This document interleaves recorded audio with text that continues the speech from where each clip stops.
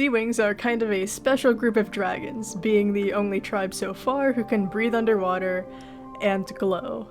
This makes them fairly good hybrid design material, as it gives artists the ability to give other tribes some cool and awesome glowy spots on them. And I guess breathe underwater too. So on top of finally giving myself the ability to have fun with bioluminescent scales, I'm also going to be having fun with facial shapes. Again. Don't worry, I'm not going to be doing the same thing I did with the Mudwings, but rather a much simpler version of it. Shape language goes a long way when designing any sort of character, and guidelines tend to influence it a lot. I, like many other artists, started out using the friendly sphere, as it's often a very reliable and simple to understand guideline. Heck, I still use it. But if you're looking to diversify your draconic faces, then I highly recommend trying out different shapes beyond the friendly sphere. We often build directly off of the guidelines that we set up for ourselves, because, you know, that's what they're there for.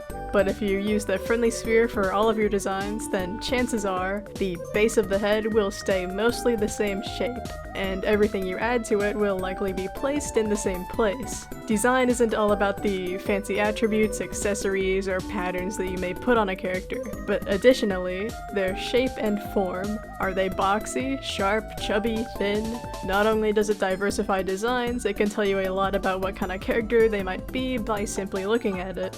I want to clarify though that it's not a bad thing to keep guidelines simple. Us artists all draw differently and focus on learning different things at different times, so don't feel pressured to change your drawing journey after this video. I'd just like to offer some tips and tricks to those who might want it, so feel free to come back to this whenever you feel comfortable or want to challenge yourself. But without further ado, allow me to play the footage so you can actually see what I'm talking about. Alright, so here's the grid. This is kind of off topic, but you remember how I said that I didn't want to name these guys after names that were already in the Wings of Fire canon? Yeah, this didn't age well. So what I want to do with the Seawings is basically get some weird shapes for the face, like this, and then maybe I can add, I don't know, like a teardrops shape for the snout. Basically, just get like one or two really simple shapes and just build off of that from there. This is mostly just like a really weird test demonstration, just so you could get a basic idea of what the flip I'm gonna try doing. It's really just a simple little trick you can do if you just wanna do little shape things. Like we can even do one here, maybe a box head, and another weird round triangle snout, and you can use your good friend the center line for symmetry purposes. Then you just draw where you think the aspects of the face should go. It's just that simple. And look, now they're gonna be taken from this world, and they'll never come back. I'm sorry. They're gone. But yeah, I'm just gonna be choosing shapes that I think would work best for the different hybrids. There isn't much of a rhyme or reason as to what shapes I use. It's just really whatever I feel like and whatever I haven't used yet. So yeah. Alrighty, here we are. We're already off to a great start with the Sandwing, who I drew on a different line width and eventually redrew later. It's not anything drastic like with any of the redrawn dragons from the Skywing video. I just changed up their expression, bioluminescent scale patterns, and of course the line width. When I was looking for inspiration for the Mudwing, I remembered the word mudskipper. I forgot what it looked like, but I knew it was an aquatic creature, so I looked it up. And I'm glad I did, because they're so silly and stupid looking, dude, don't you just want to pinch their little cheeks or whatever?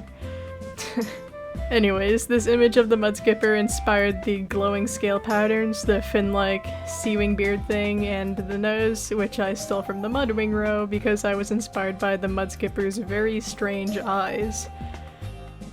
The Skywing is my favorite so far. I considered not saying that or dodging around the phrasing of it, but no, I really like them and how they turned out, and I'm not gonna hide that fact. And you can't make me. I loosely based this guy around a swordfish with their straight and sharp horns, sharp fins, and the way the fin on their head just juts upwards like they do on swordfish.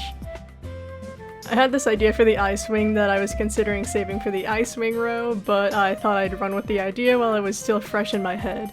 This would be to replace the spines on the Icewing with anemone-like tendrils.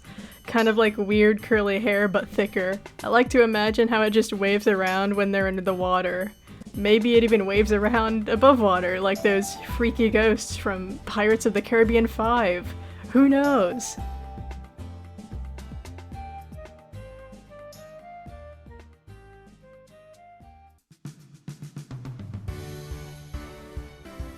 I went into drawing the Rainwing with the intent to draw them with a crazy web beard frill thing. Webbing that just goes from the top of their horns to the tip of their chin. I think it turned out pretty well, and it took up so much space that I didn't think I could fit any more traits into their design, but it's fine.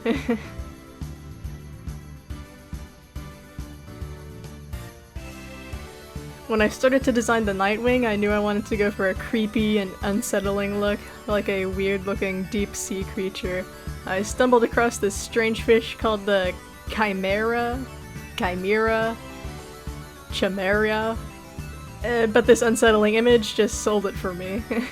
I don't know what these lines are on the fish, but it inspired the line pattern for the bioluminescent scales and the dark eyes that I eventually gave it. I didn't really know what I wanted to do for the Hivewing when I started it, but like the other Hivewings so far, I just knew I wanted them to be spiky. I gave their gills a jagged pattern and made their maybe dorsal fins very spiky, with a stray fin on their forehead to mimic the Hivewing horn that's usually there.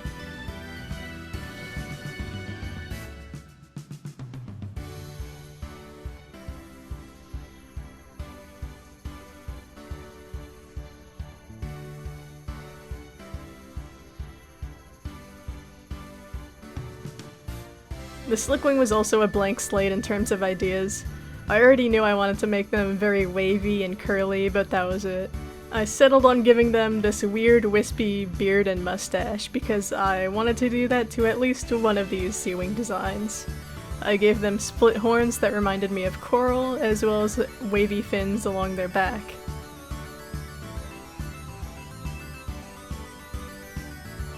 When looking for fishy inspiration for the Leafwing, I chose the very specific emerald catfish. Why did I pick it? Well, because I used to have 4 emerald catfish at different intervals to clean the tank of my brother's betta fish. The catfish somehow outlived the betta fish, and one catfish in particular happened to outlive all the other fish. Her name was Eliza because of Hamilton, and no, I don't even know if she was a girl or not, but that was her name. So congrats to whoever will eventually get this guy. They carry the memories of my 4 deceased catfish. You are very welcome. All the colors for these guys featured blue or green in some way, but I felt like I had the freedom to combine them with other colors that weren't inherently Seawing this time, as opposed to last time. I ended up really liking all the color palettes these guys ended up with, and you'll be able to see them all soon enough. I kept the Sandwings colors light and pale with slightly brighter yellow accents to complement the pale greens. The Mudwing ended up looking more like a salmon than the Mudskipper they were inspired by, but I think it's still a nice color combination nonetheless. For the Skywings colors, I kept the mild swordfish theme and mildly based them off of a swordfish. They have a mostly light head and a darker red back, with weird blue spotches that run down their neck. The colors I chose for the Icewing made them look more ghost-like, with all of them being pale or near white. I messed around with having their main colors be either yellowish or greenish, and I eventually settled for the green because it seemed a little more Seawing looking to me.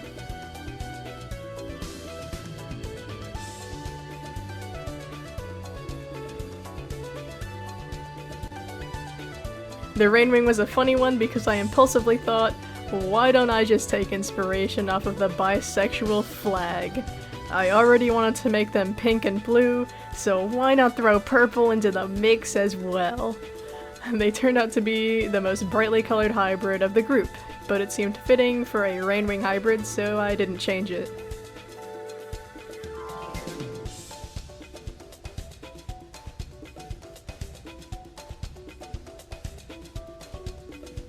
The Nightwing, on the other hand, was all angst and darkness, rocking a dark, shark gray color with silver bioluminescent lines. I gave their fins some whitish tips to make them look worn down and beat up.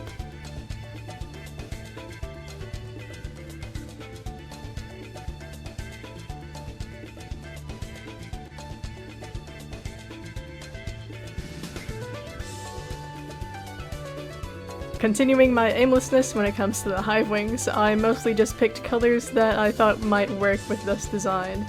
These colors ended up being orange, red, and teal. He kind of reminded me of my own Sea Rain hybrid. He's just a little backwards compared to him.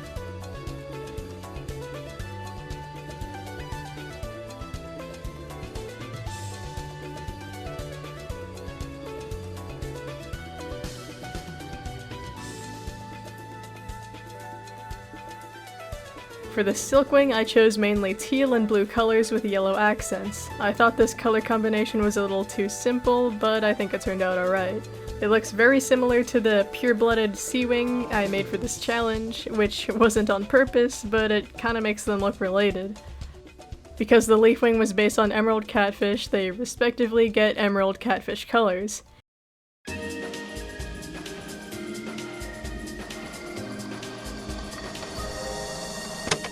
And there you have it, the final drawings alongside another version that brings out their bioluminescent scales, which I mostly made for the fun of it. I hope you enjoyed watching the process as much as I did when making them. Wait, was I watching the process when making them? I was processing the process when making them.